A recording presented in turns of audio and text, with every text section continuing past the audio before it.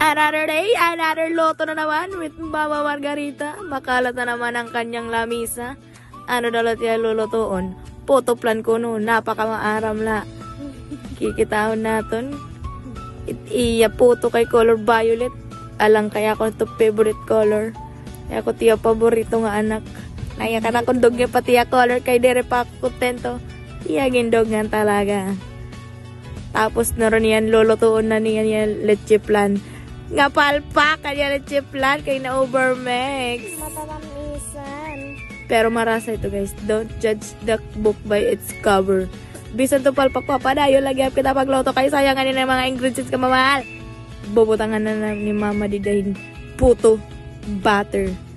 So pupuno nito niya nga tanan ubusan nito niya na para bang papakainin niya ang buong tagporo sa mga puto niya na iyan.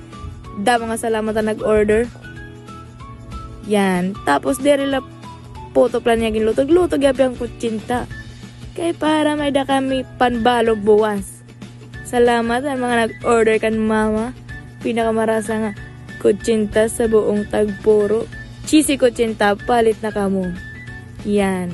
Nuro niya lulutuon na gapin ni mama niya puto plan dili. Nga damo-damuan. May waga. May pa ni patansisyon dito at mama. Boom! Panes. Luto na, nag-i-steam pa. Mapaso-paso. Bisang palpak ito, don't judge the book by its cover. Lagi busy rito, maraksot kita ang kay first time pala ni mama magluto. Titilawan tayo ito niyan, matatamisan, pwede na diabetison. Pero, marasa lagi apiton. Masakit na takon ngipon kay matatamisan ng leche plan kay leche. Yun lang, bye-bye!